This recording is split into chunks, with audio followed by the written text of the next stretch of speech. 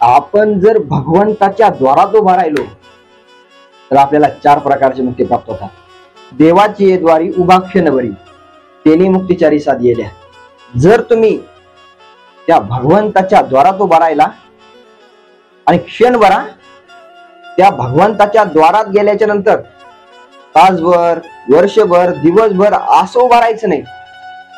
तुम्ही जर त्या भगवंताच्या द्वारामध्ये क्षणभर, फक्त क्षणभर जरी उभा राहिला तरीही तुम्हाला 4 प्रकारचे मुक्ती प्राप्त होतील असं ज्ञानोबराय म्हणतात.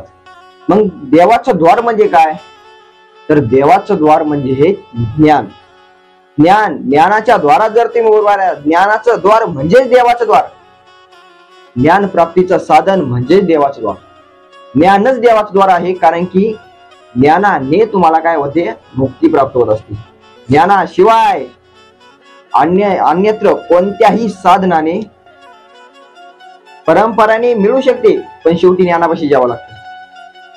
परंपरेनुसार अन्यत्र कोणत्याही साधनाने जर तुम्ही भगवत मार्गाला गेला, मोक्षाच्या प्राप्तीसाठी निघाला, तुम्हाला मोक्ष प्राप्त होऊ शकतो.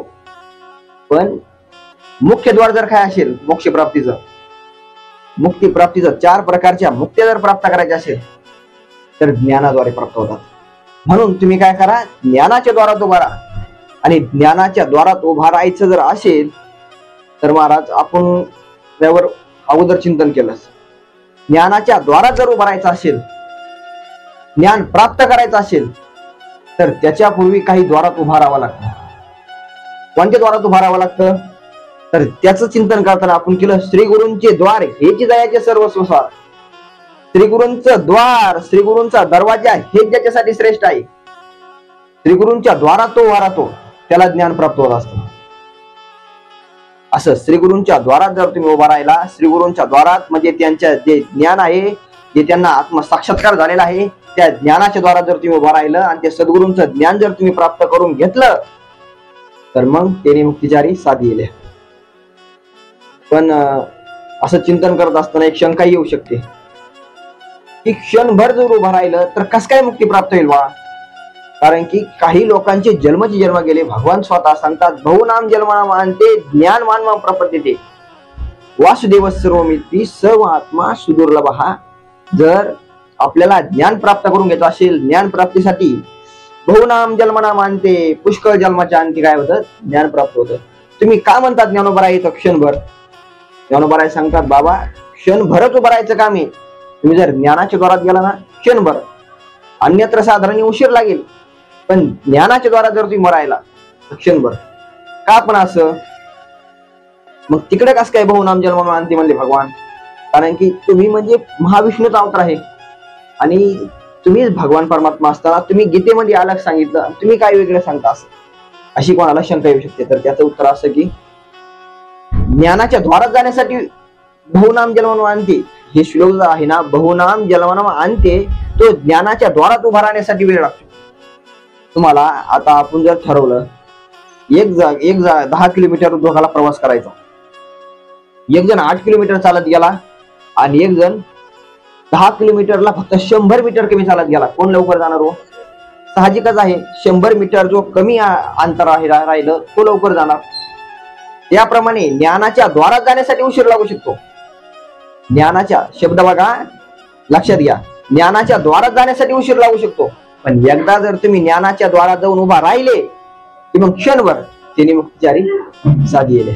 आमचे गुरुवर्य डॉक्टर बाबा सांगत असतात, एखादा जर अधिकारी साधक असेल ना, जसं संसारातल्या व्यक्तीला त म्हणलं की तो तपीला लक्षात घेतो, त्याला तपीला सांगण्याची आवश्यकता नाही, फक्त सांगायचं त म्हणल्याबरोबर त्याला तपीला लक्षात येतं.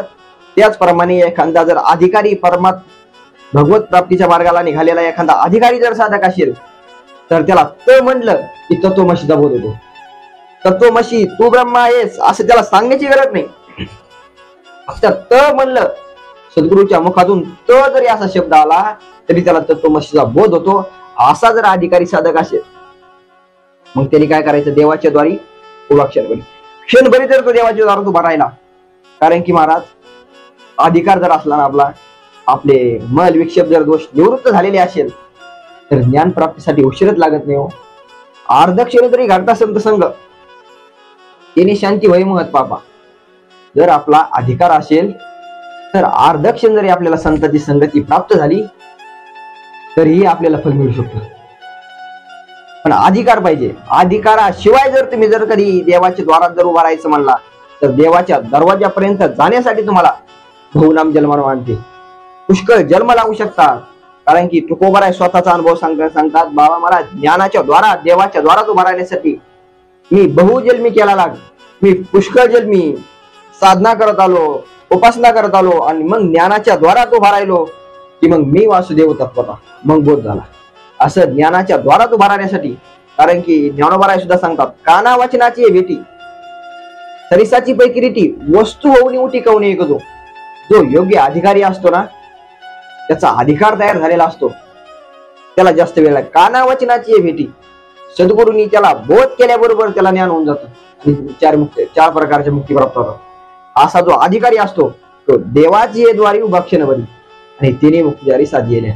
आणि अधिकार नसेल तर देवाच्या दरवाजापर्यंत येण्यासाठी मग त्याच्या योग्यतेनुसार काहीला जन्म लागू शकतात, काहीला वर्ष लागू शकतात, काहीला मिनिट लागू शकतात, काहीला जसा तुमचा अधिकार आहे अधिकाराप्रमाणे तुमच्या ज्याप्रमाणे अधिकार असेल तितका तुम्हाला वेळ लागू शकतो.